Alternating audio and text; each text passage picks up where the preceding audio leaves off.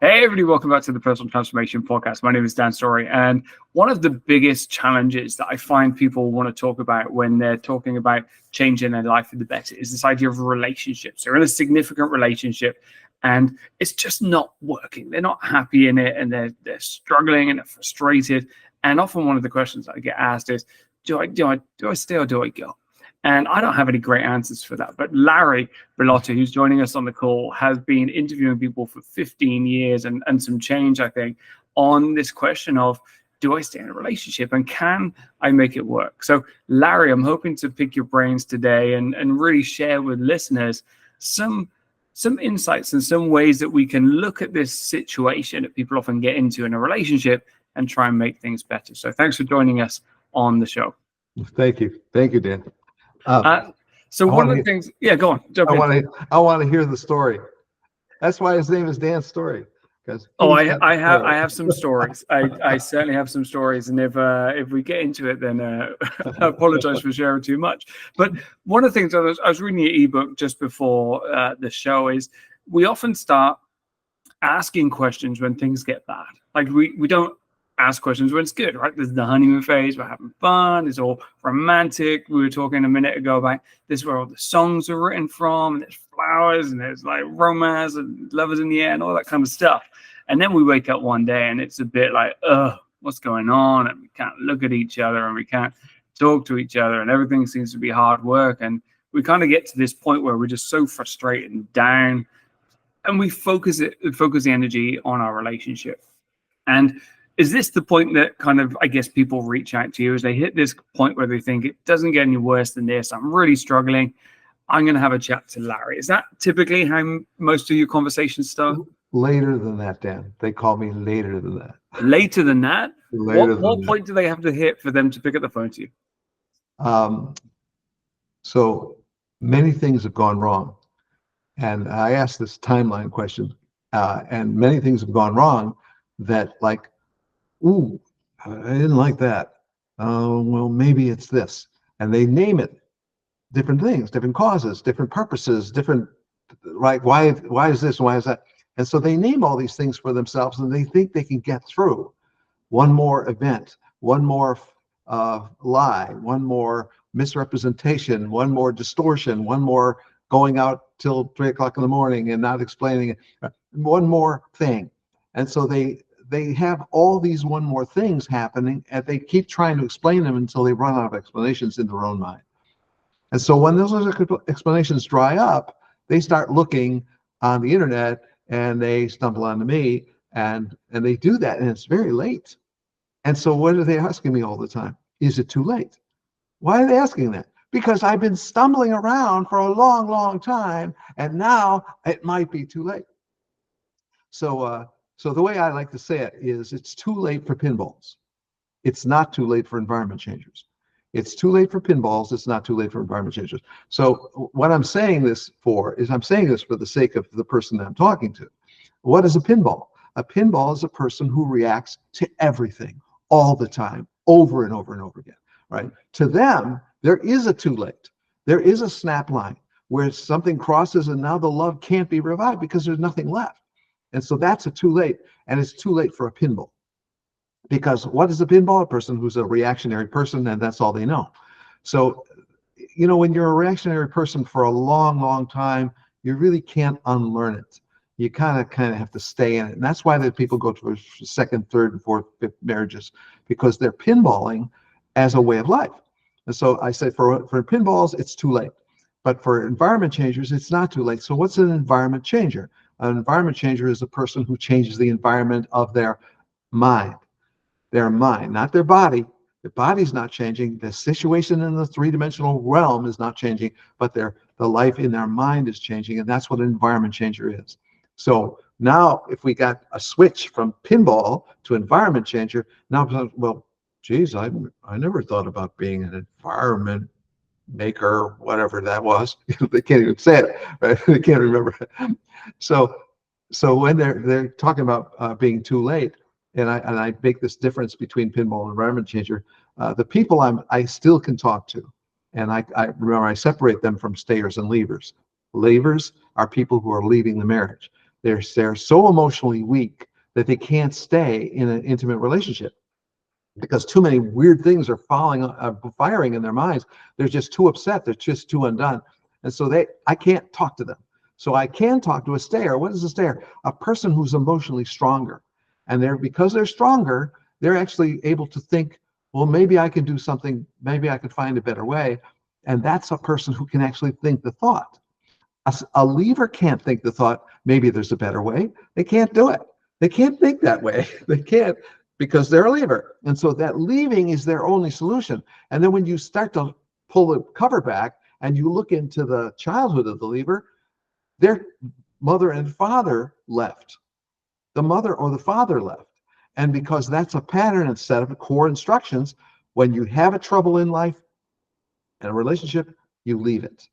That's a core foundation instruction for a lever. Okay. But to a stayer, not so.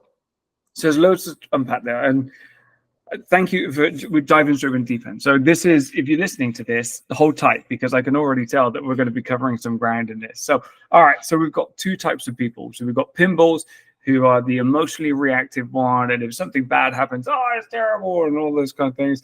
And I'm trying not to recognize myself in there, but I definitely have a tendency to react in some spaces. So apologies for anybody who's had that reaction.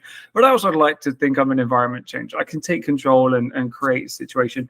And also, I guess over time as well, learn to be a bit more committed and persistent and not take things as hard as I possibly could have. And, had responsibilities kind of get thrown on you. And so I'm definitely can see commitment aspects in there. You mentioned something interesting there, though, is that there seems to be a passing down. So my parents divorced. So, my mom and dad split up. I was very young, but then they both remarried. And I see two amazingly successful marriages on both sides. So I don't know. I have kind of both models in my brain. So it's interesting that you're kind of talking about these aspects. And I'm like, oh, what am I going to be? Am I a pinball or am I an environment maker? Am I a lever? All of these things are coming in.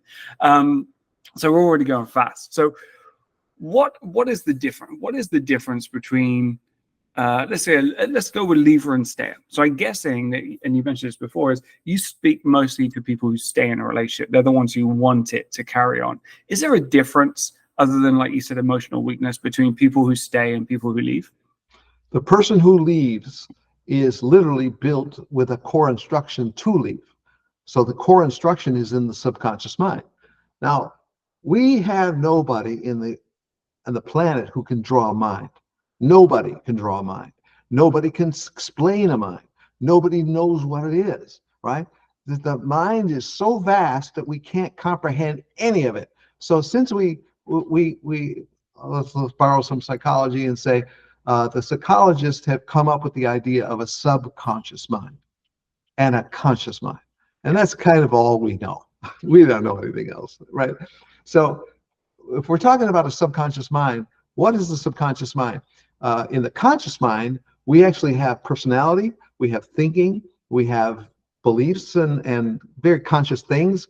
And things make sense in the conscious mind because we talk in logical sentences. When we come to the subconscious mind, there's no logical sentences there. All that's down there are urges and needs and longings. And what are those? That's like a urging, right? There's that subconscious place is a weird place.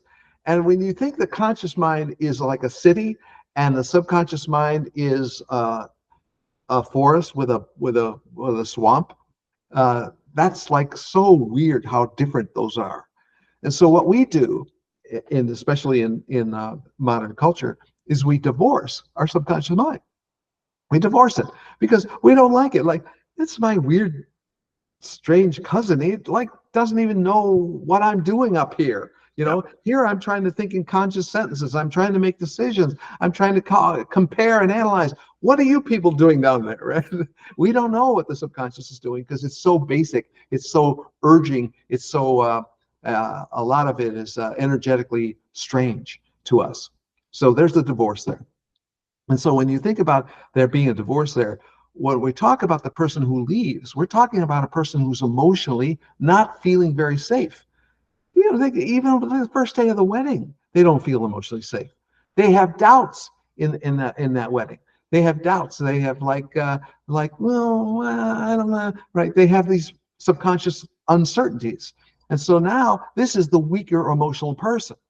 So when you put that person into the grinder of an emotional, intimate relationship, what's going to happen? Well, if we look at the mom left, sometimes the mom leaves the kids, not just the husband, the mom leaves the kids. And so when you hear a story, and I've heard plenty of stories of mom leaves the kids, there's a mourning that has to happen, but doesn't happen. There's supposed to be a mourning, can't do it because mom left and left us with dad, and dad was like, kind of half-baked and just trying to live in survival. They don't know what to do. And so if mom left, that's how you fix a relationship. You leave it. So that's a very core subconscious instruction, right? So now let's go to the scale of 10 to 0. So 10, mom and dad love each other. Mom and dad teach and talk to the kids, and that's a purpose home. And so that's 10, 9, and 8. And so I say 10, 9, and 8 because 9 and 8 is if they were arguing. If they had arguments, that's the 9 and 8. So 10, 9, or 8, that's the best place to be. So then it goes 7, 6, 5, and that's called the twilight zone. Now, why is that the twilight zone? Because their mom and dad don't teach, and they don't talk, and they don't support, and they don't believe in you, and they don't make you an individual that they can really relate to you. So that's not happening. So you're in the twilight zone. What happens in the twilight zone? But there's no abandonment, there's no abuse, there's no neglect, there's just a lot of nothing. And that means you have to raise yourself. And you got to raise yourself as a child.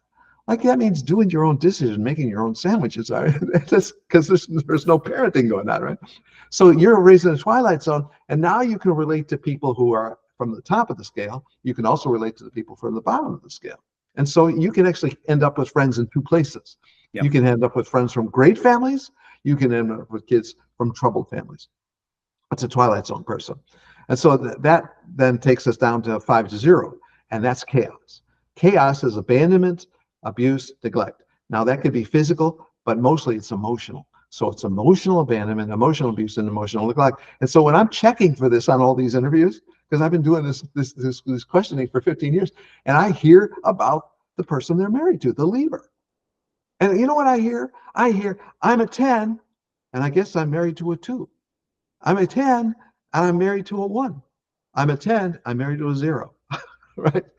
Well, what kind of values do you have at a 0? Yep. Oh my God, what kind of values? They're terrible. Well, what's a value of a 0? A value is if you need something, take it. That's a value. That's a real legitimate value of a 0, right? Because there is no, like a 10. A 10 has a value of if you need something, you have to earn it. Right? You have to be honest, right? There's also those values that are from a 10, 9, and 8. Those are great values. And that's actually how we build society. We build society on the 10s and 9s and 8s. But now we have to get the 5s to 0s. We got to do something with those people. What do? We build prisons.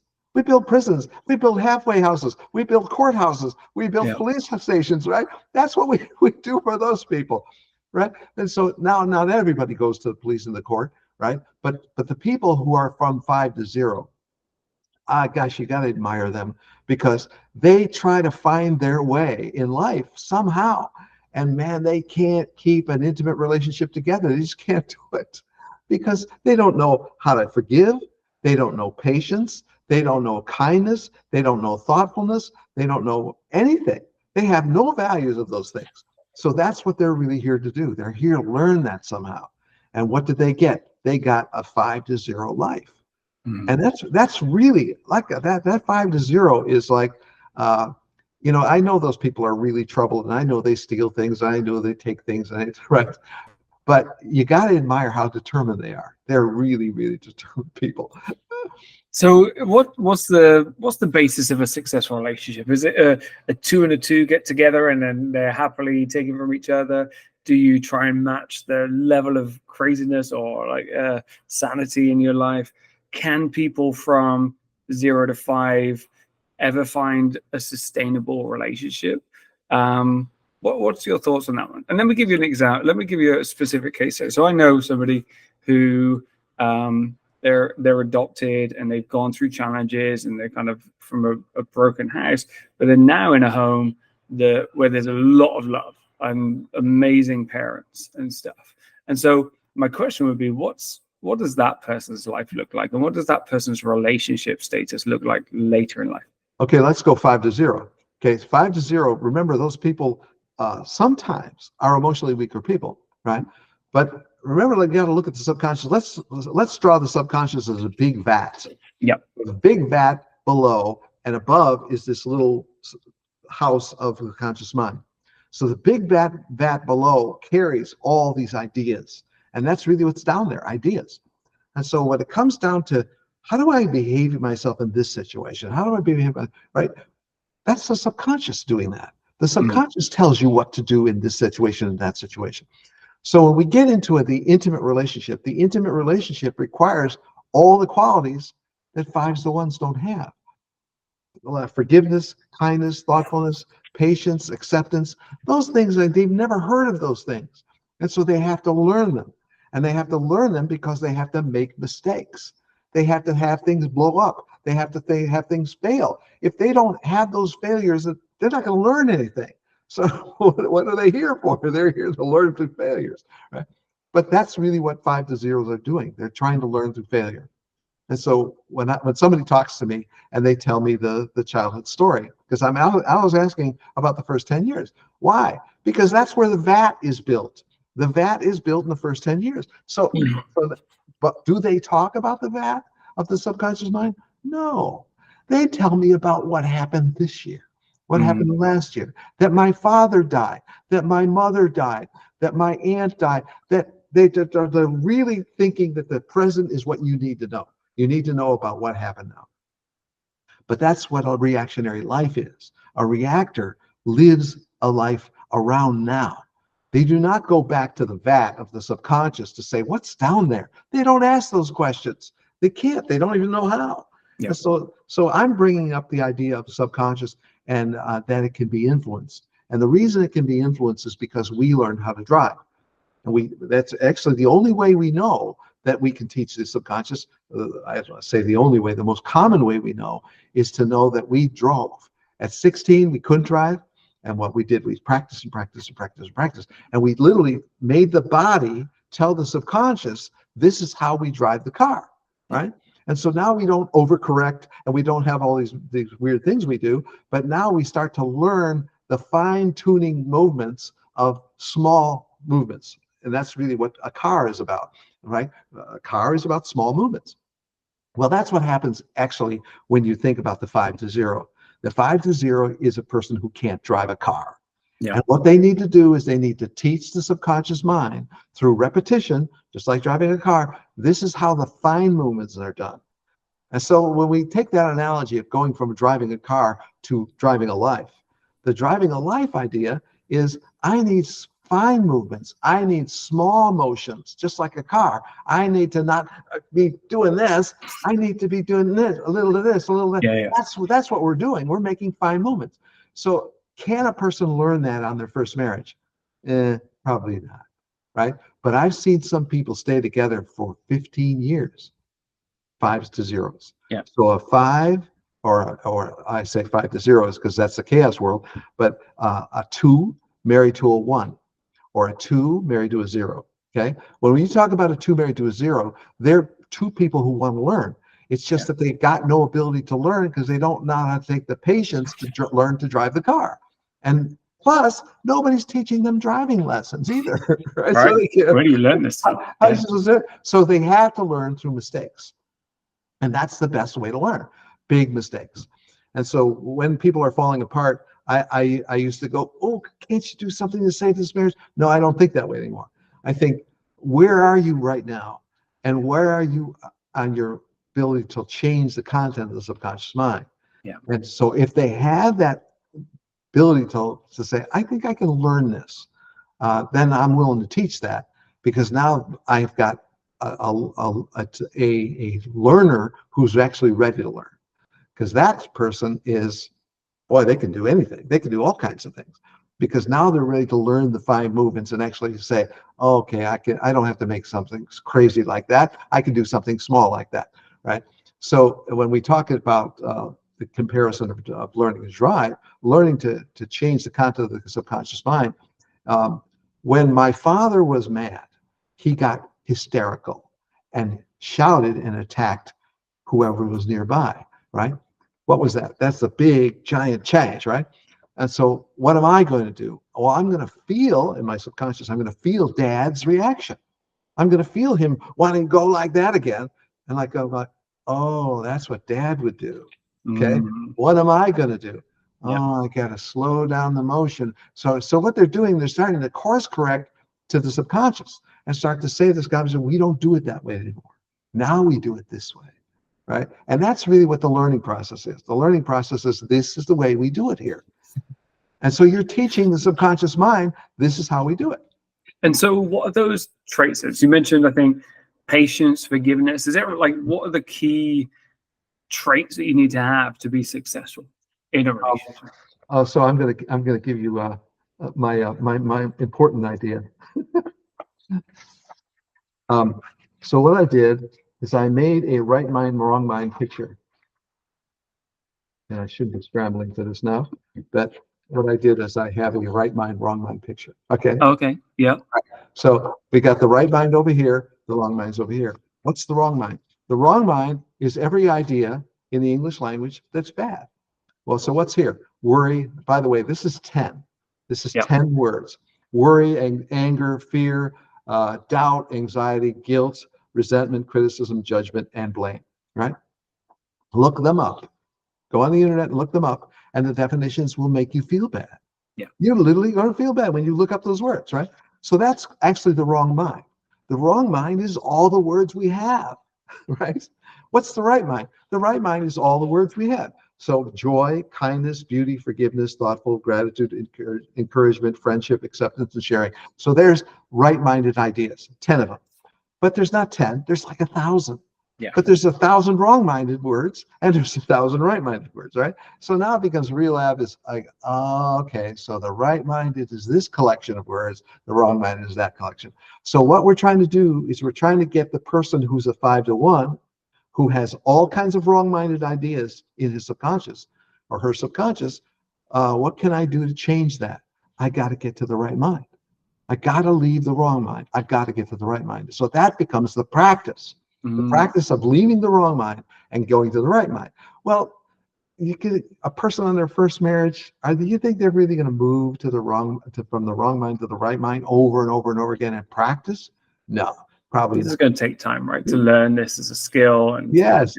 And so the best learning is she storms out and she gets the police involved and lies and says, I hit her, right? Well, why'd you do that? That's a lie. I didn't hit you. Right? Well, when you're desperate, anything is okay. Yeah. Anything. Right? Why did you lie that I hit you and call the police and bring them to the house? Why'd you do that? Because anything's okay. Right? So if you're gonna change your subconscious, which told you to call the police, told you to lie, right? Your subconscious told you that. That's why you did it. Like, why'd you do that? Because my subconscious told me to do it. Right? Why did my subconscious tell me? Because that's what mom and dad did. They called the police on each other, right? Or whatever the story was. And there's like thousands of combinations of stories.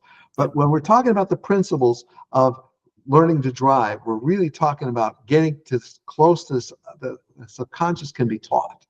I can start to teach the subconscious what to do. This is how we do it here. And that's what really the job is. The job is learning how to do what I have to do in the subconscious mind.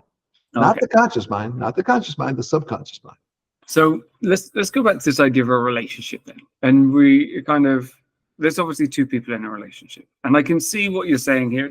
There's an element of self-responsibility, of understanding self. And in these situations, I need to move from the wrong mind to the right mind. And I can do that myself. And if I'm at a similar level to someone else who's also taking that kind of journey, then we can go through that journey together. You also mentioned earlier on that you only talk to the stayers as opposed to the leavers. And so the stayers are like, I'm working on myself, and I'm doing all these things. I'm in the right mind. I'm always in the right mind. I'm a 10, never 2, like that kind of thing. How do you work on a relationship? Like what? Because surely you need both parties in the relationship to be focusing on this. Well, that's the long-standing idea. It takes two to tango, right? That's what everybody keeps repeating. So why doesn't it take two? It takes one. Why? But the reason it takes one is because one person has to become somebody that's going to stay in their mind. They're going to change their mind. They're going to change the environment of their mind, and they're going to start to leave the whole wrong-minded idea and come to the right-minded idea. And they're going to do that over and over and over again. So that's what the purpose is of the stayer. The stayer is going to stay and move into the right mind. Now, are they doing it to save their marriage? They could, because some of these people love their chaos kid a lot, and they don't want to lose her or him, right? And so they're very committed to their chaos kid. But that may be not why they're doing it. Move this wrong mind to right mind. But the reason they're going to do wrong mind to right mind is because when they move to the right mind, they start feeling better. And they start living on right-minded ideas more and more and more. It's a very gradual process, and they keep on doing it. And so there's some times where they'll fall back. It doesn't matter. They keep on going to the right mind. And so now they have a right-minded mission. The mission of, I will get here, and it doesn't matter whether I'm married or not married. And sometimes they have kids, and then they're very committed to the kids. They want the kids to be okay. And so now, because they're so determined to move to the right mind, that becomes a way of life. And now that other person who's in their chaotic place, it doesn't matter what they do. It doesn't matter at all what they do. So what happens is when guys or women, then when they start this, they become very dependent on what's he doing or what's she doing. And they use that as a standard of success. Yep. Oh, she smiled at me. I'm doing better. Oh, she's mad at me. I'm doing worse. Right? They got that whole phenomena going, right?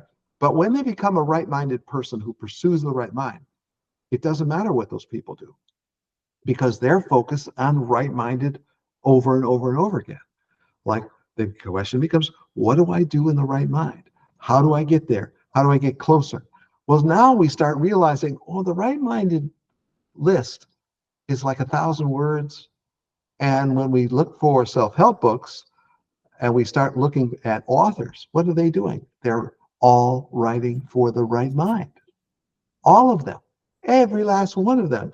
Yep. You know, the ancient and the current and the old, or whatever the timeline is, all the self-help authors are writing for the right mind. And so, well, maybe I should pick up one of those books. Maybe I should pick up one of those books and maybe it might help me. Why am I doing it? Save the marriage? No, I'm not doing it to save the marriage. I'm doing it to get into my right mind. And as people do this, so I have a course called The Environment Changer, and I teach people to do this. And as I watch people get into the right mind more and more and more, I start seeing them get happier. And they start to be more content and more satisfied with the life they're living, not with the marriage they have, the life they're living. And so what happens to that person? That person starts to become happier and happier and happier. So here's the vision of the right-minded stayer. The right-minded stayer has a vision. I want her or him to say, I want to be like you. I want to be like you. I want to be as patient as you. I want to be as calm as you. I want to be as content as you. I want to be as loving as you. I want to be as supportive as you. I want to be like you. Well, that's the vision. That's why it takes one to heal a marriage, because one person is the leader and the other person's going to follow. Why? Because they're a reactor. They react for a living. That's all they know. They're professional reactors. And so when you become better and better and better in your right-minded life, what's the reactor going to do but start reacting? And now remember, what a reactor does is they leave because they're looking for something to make them happy from the outside world. And as they go out there, they bump into things, they smash into things, they fall into drug habits, they become a stripper, and they become like they lose all kinds of money, right? And so now you can't have that because the law is involved in punishing you, right? So you make all these mistakes, right? But your right-minded stayer keeps on going, moving closer to the right mind. And now that person becomes like the sun.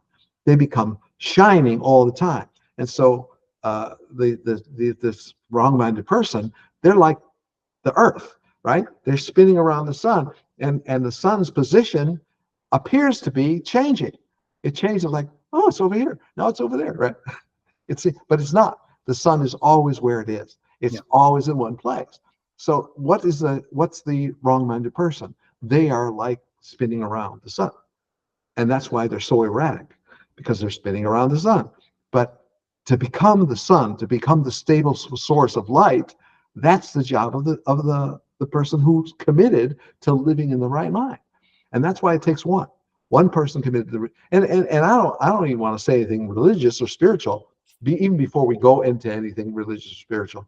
But just the idea that there's two lists, a wrong-minded list and a right-minded list, 1,000 here and 1,000 there.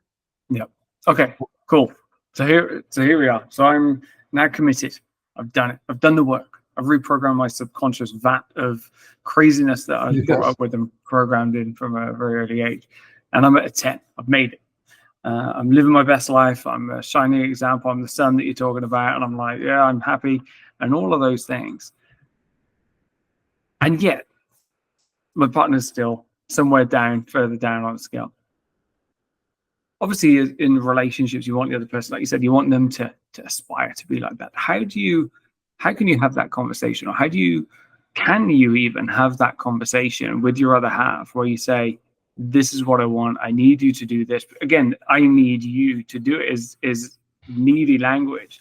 What does that conversation need to sound like to accelerate the kind of gap closing, if there is any? So Dan, you're actually borrowing from the culture, and the culture actually has an idea, a conversation. That's how we communicate. They think a conversation is how we do it, right? But it turns out it's not. It's not a conversation at all. It turns out as people get to their right minds, and they get more and more in the right minds, what's happening is they're giving off 7 energies. They're giving attitude, mood, they're giving frequencies, they're giving vibrations, they're giving all this off. And if you think of those energies as a waterfall pouring out of you all the time, that energy is literally carrying everything you're thinking. All the thoughts you're thinking are being carried out of that waterfall. Reactors, they're constantly going, I don't like that. Oh, they react, man. They're just boom. I get it. I know exactly. I don't have to ask questions. I don't need a conversation. I don't need a conversation because I know what your intention is, right? How do they know? Because the waterfall of energy is pouring out of the person, and they're feeling everything, and they don't have any questions. So there's no conversation required, it turns out. So as this person is getting more and more into the right mind, what do they depend on? They depend on the waterfall of energy falling out of them to reach that person. And there's times when they don't really know if is my waterfall working? They don't know. They're not sure. But there's times after that when they go, oh yeah, my waterfall is working. She felt that. He felt that. They knew that what I was doing. They knew what I wanted. And so it turns out there's no conversation required. Conversation is a conscious mind thing. It's not a subconscious mind thing. It's a conscious mind thing. But when we're talking about energy, energy is always moving. And because it's always moving, the waterfall is always moving and always carrying all the ideas that the right-minded person is thinking. And so if they think doubt, worry, in other words, anything of the wrong-minded stuff, right? If they're thinking wrong mind, it's going to show up. And the reactor is going to feel it like right away.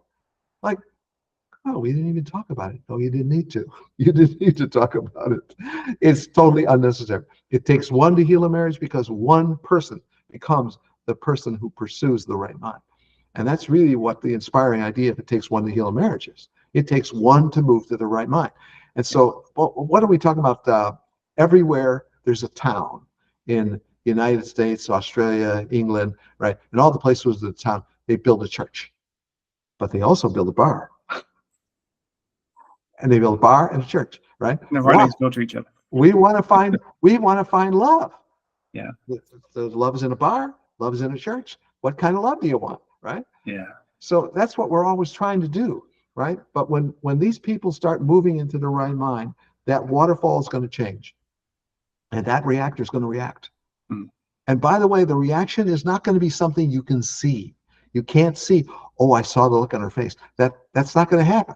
The reaction is going to be internal, in the mind. And they're going to start feeling like, oh, he was never that way before. Mm. What is this? Is this something new? I never saw this before, right? Yeah. And so this feels better to me. That's all they're going to think. This feels better to me. That's all the conversation they have. This feels better to me. Well, if it's going to feel better to you, and remember, you're not going to tell your right-minded person anything, because the reactor's not going to tell anything like, I notice you're a lot better than you used to be. And it's not going to happen, right? Don't go looking for that. Just keep staying on your job of getting to the right mind. And so what are self-help books of all kinds, self-improvement books? They're all right-minded books. Yeah. And that's why you need to move in that direction, because anything that helps you do that is going to help you. Yeah. Okay, cool. You don't have to look in the other direction. Yeah. So, okay, I'm going to come back to, again, perfect 10. Like, just as my wife, she'll say, hilarious. Just don't even imagine it. But I'm personifying myself for this. So I'm a 10. I've been doing the work. I'm as consistent as can be. My waterfall is flowing, and it's perfect energy, and I'm kind of putting it out there. And, you know, the change in the other person doesn't happen. They don't recognize it. Actually, I've been around this seminar, like the personal development thing. People make this change, and there's a different reaction. It's not like I see what you're doing, I like it. It's, who are you? Why do you think you're better? It's that kind of reaction. And so sometimes it's positive, sometimes it happens. At what point, again, because your business will save this marriage, at what point do you say yes or no? At what point do you go, okay, well, I'm happy, but this is not serving me? Is there a point that you recommend to people, say, okay, well, now it's time to make a change? So everybody everywhere in the world has heard the word prayer. No, don't understand it, but what is a prayer? A prayer is a concentration of energy in a direction, right? Mm. So what does a right-minded person do? A right-minded person does that concentration of energy in a direction, right? And so I have seen people, because this is the concentration of energy. So the wife moves to Chile, and he stays in the United States. They're separated by 4,000 miles, right? And they're on the phone, and they have an argument. And then he gets off the phone, and he regrets what he did. And then he starts to think right-minded thoughts, and he starts to think peace. That's his prayer. Peace for her. Not peace for him, peace for her. Mm. And starts sending this direction, this peace to her. And because he's sending this peace to her, and he starts to get very, very solid with that he wants her to feel peace. And he doesn't have any, he's not holding on anything. He's releasing everything, and especially releasing this peace to her. And 2 days later, she, by the way, this was a conversation about, you're not going to get the kids. Because okay, that's so high stakes, right? Yeah. And she changes her mind.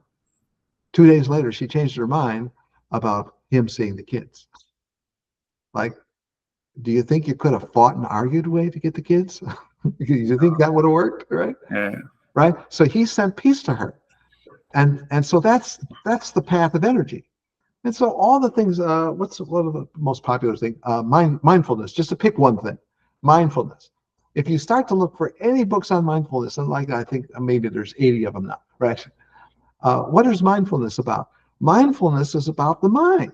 It's not about the body. It's about the mind. And it's about you moving to the mind deciding what the body does. And so when you start moving to a mindfulness, just to pick one idea, it's going to help you as a stayer who's staying. And hey, I'm staying in the marriage because I'm committed to you as a person. And I'm also committed to myself. And so I'm going to stay here, and I'm going to keep on doing what I'm doing and moving to this direction of the right mind. And anything I can do to do it, if I can find a way to ride on a donkey, and I'm going to finally find a way to get to the right mind, I'm going to ride on a donkey, whatever craziness I'm going to do, right? And so I'm going to find some way to do it. And what's guiding you inside? What's guiding you is that sense of what's true. And when you have that sense of what's true, that's where the peace is.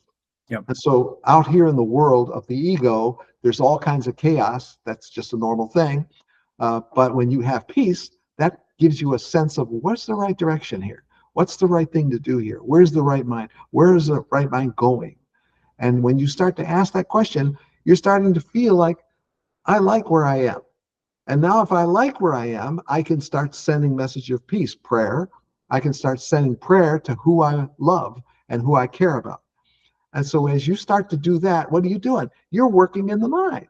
You're not working in the body. Hey, I'm working out. I'm losing weight. That's not what we're talking about. We're not talking about the body. We're talking about the mind. And so all this has to do with it takes one to heal a marriage, because one person becomes the one who changes the environment.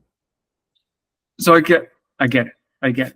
And in that situation, the other half, the one in Cuba, was it Cuba, Chile, must have had an aspect of stay for them to be drawn to that energy, right? To accept that patience, that peace sensation. Say, okay, like we'll resolve it, we'll come down and we can have a conversation or whatever the logical next step is. And in a similar parallel universe, that same situation happened, but the other partner was like, no, I'm going to go off. I'm in Chile. I'm going to go to some salsa dance. I'm going to meet Ricardo. And we're going to party the night away and everything like that. And every flavor in between, right? So yes. Does there come a point where no matter how good you are, no matter how right-minded you are, there's a disconnect that is a signal or something that says, I'm with the wrong person? Because, I hear that it's the wrong person. It's like, and you've also said it's like, first marriage, I can't do it, but my second marriage is going to be so much better. So, what does that realization or decision look like for you when you're talking to people? So when we're talking about, is this the right person? That's a really hostile question. Is it the right person? Because now we're in the world of right and wrong, good and bad, up and down. We're in the world of opposites. And so now when we're trying to use that world of opposites to decide whether I'm in the place I should be, that's a bad place to be. Is it the right person or the wrong person? That's inferring that the person who's the wrong person is the wrong person as a person. Mm-hmm. Are you really the right person? Or are you really the wrong person? So the better question is, where is peace? That's the better question. Where is peace? Because when you start asking where is peace, you're not asking a right-wrong question. You're not considering rights and wrongs and ups and downs and goods and bads, because that's all loaded with judgment. And judgment's just, it's an endless case of hopelessness to talk about anything having to do with judgment, right? But if you start to say, where is peace? You're starting to ask, where is peace for me? And if where is peace for me, I'm moving in that direction. Where is peace for her? Well, I can send prayer to her, and that's something I can do, but I don't have to govern the outcome. I don't have to know the billions of variables involved in where she decides to go, because there's billions of variables. Yeah. And our conscious mind, I got no ability to deal with billions of variables, right? So since we're content to not hold on, there's books that really get to the top of the food chain. Books like David Hawkins' Letting Go, or The Power of Now, those kinds of books. Like lots and lots of people love those books. But the idea of holding on, gripping something. Why do you grip something so hard? Because you grip it in your mind so hard, and you want to hold on to it and let it go. Why? Because you're afraid. You're fearful of losing the love that you had, the feeling that you had. And you think that holding on, that's the answer. Gripping it, that's the answer. Fear is the answer. That's not the answer. Not ever the answer. It's never the answer to hold on and grip. Letting go is the answer. Letting go and releasing it, because when you're moving to the right mind, letting go is one of the things that you learn. You learn to let go. You learn to not hold on. You learn to not live in fear. That's one of the things you learn in that subconscious map, right? Because that's going to start to change who you are, start to change how you live. So when you think about when your focus is on yourself, on your own mind, when you start to calm yourself down and you start to let go and start to allow that person to be who they are, where they are, because now you start to ask questions like, is this her or his learning experience where they're supposed to be? Are they supposed to be here with me learning? Are they supposed to not be here with me learning? And so that's like a bigger question. That's a more mature question to ask. Are they supposed to be here or not supposed to be here? Is this helping them? Is this not helping them? Right? That's a better question to ask of myself, because we want to stay with stuff that we can do something about. We do not want to say stuff like, I want you to come here and love me. Right? We don't want to be doing that, because that's completely out of anything we can influence or affect. So as we start asking better questions, we're going to start getting better answers. And that's really what we're trying to do. It's not like right or wrong, good or bad. And is this the person? Is this the time to leave? Is this the time to quit? Is this the time to give up? That's like, what is that? Like absolutely on. Right? Yeah.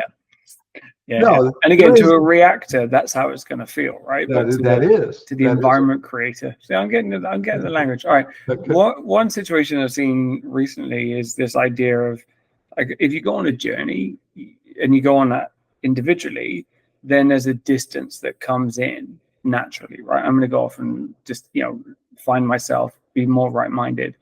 And to do that, I have to do it on my own, but just out of necessity. And we're two different people in a relationship. How do you avoid that creating more space or more separation in a challenging situation that already exists? So when we're talking about one of the things I commonly get from people is, but I haven't seen her. She's not here. How am I going to affect her with my personality if she's not here? How's she going to know to love me if she's not face to face, body to body with me? Right. So what is that question? That question is, I need a body to be in love. But in energy, you don't need a body to be in love. Mm-hmm. In energy does the work. The body can't do anything. The body's nothing compared to the mind. And so when you're loving with the mind, when you're sending prayers, you're actually doing the work. The work is not to see the person, to have a conversation. That's not what this is about. This is about energy. So I'm in the marriage business, and so people want to come to me, and I say, well, this is a course about energy. It's not a course about behavior. They go, what do you mean? That's all I've ever known. Behavior is what I know. What I say with my mouth and what I do with my body is all that changes the world. Nothing else changes the world. That's what they really believe in, right? So I'm coming along and saying, did you know that energy can do things? Did you know that energy can cause things to change? Well, how would it do that? The body's always done this for me. I say something, I do something with my body, and things change. That's what I know. And so when we're talking about energy, that's like a weird thing for people to hear, because the environment changing your mind, that's all weird stuff. So you got to have a basic foundation of, so my course has 7 modules, and one of the 7 modules is about, it's about introducing you to these ideas of what makes energy do what it does. And get out of the whole body does. I have to say something to get people to hear me. I have to do something with my body to get people to see me, right? I have to see my wife. She has to see her husband to make something happen. So it's not that. It's a difference between behavior and energy. Behavior is a world over here, Newtonian physics, and this is quantum physics. This is energy. That's really what we're doing. Larry, I had no idea we were going to get to this point, but I'm glad we did. I'm happy speaking in both spaces, but I don't tend to go to the quantum space a lot more. I tend to go into the logical brain probably too much. But it reminds me, like the quote is from Gandhi, is be the change you wish to see in the world. Not do the change, not speak the change, not have a conversation about the change, but be the change. And that's what you're talking about, right? We're changing our self-perception, our energy that we put into the world, the frequency, the vibration that we have. And, if you look into the quantum stuff, vibration attracts vibration, like attracts like, and we're going to create that surrounding ourselves. So Larry, I was surprised. I thought we were going to have a conversation about why I'm great and, someone else is terrible and all those kind of things. And it's come down to actually Let's be thinking the right thoughts. Let's attract the sensations and the feelings we want by putting them out there into the world. Okay, interesting 360. So that you're talking about the switch of 360. The switch is, I thought we were going to have a behavior conversation, not a quantum physics conversation of energy. All right. Yeah. So what is quantum physics? Well, we can't comprehend quantum physics. We can't comprehend the math of quantum physics. But what we can do is we can take the ideas given out by quantum physics and we can apply this to behavior. That's what we can do. Yeah. And now when we start to think quantum physics, we now start working in the mind. And that's how we make the switch, that we can actually move from behavior and Newtonian physics to quantum physics and start to say, how do you make that switch? Well, we're not dealing with all the intricacies of quantum physics. We're dealing with principles that we learned from quantum physics, right? So what's one of the principles is when two atoms separate, when they separate and one spins left, the other spins left. One spins right, the other spins right, right? So that's a principle of quantum physics, that the energies are matched no matter how far apart the particles get. So that idea is applied in behavior. Because if I've got a person that I love and I'm moving to my right mind, that person's probably going to move to their right mind. Yeah. And they may not move directly. It may be sloppy. It may take time. It may be a lot of ups and downs, but it still matches me. Yeah. And so that's a belief. That's a belief that somebody can have. That's right. My other half is going to spin in where I spin. Yeah. That's why I talk about reactors so much, because it's really good to be a reactor, because a reactor follows something. A reactor follows a reaction, follows the behavior of something. And that's like a good belief to have. My reactor is going to follow my life, going to follow my way, going to follow my beliefs, going to follow my values. And I'm not going to preach it. I'm not going to teach it. I'm not going to spell it out. I'm just going to live it. I'm going to feel it. And that's really how the energy is going to be felt. And so that's a belief that the stayer has to have. Yeah. The stayer has to believe that my other half is going to follow me. So we need to, in summary, move from reactor to environment creator. Yes. We need to not jerk the car when something happens. We need to be calm and controlled and responsible, thinking right mind stuff. We need to move away from the lever to be the stayer. Regardless of what the other person does, we need to be someone who's committed to not the relationship, because we don't want to be attached to it, but to being ourselves in a relationship and creating peace and harmony and all those cool right mind words. Okay. So we're changing the subconscious mind. That's what we're really doing. We're teaching the subconscious. This is how we do it here. Yeah. In business, great companies teach this is how we do it here. That's what they do. From the top down, they say, this is how we do it here. And they have their ways that they do things. Really great companies pass on their culture by teaching, this is how we do it here, right? So that's all you're doing in your subconscious. You're saying in your subconscious mind, you're saying, this is how we do it here. And now it starts to listen. And it doesn't listen in the beginning, but you got to stay with it. This is how we do it here. Larry, this was a great discussion. Thank you so much. And I've taken a lot away from it, and I hope listeners will as well. If the listeners want to take more away, how can they find out more about you, your work, and your attitude toward relationships? So LarryBilotta.com is one place, and YouCanSaveThisMarriage.com is another place. Amazing. I'll put the links in the notes for the show as well. But Larry, I think you've started my rewiring today. I'm going to go and be a little bit more quantum, a bit more right brain. You do a great interview, Dan. Thanks, Harry. I appreciate it. And you, like I said at the beginning, this was one you had to hold on for. So thanks for bringing the heat for us all.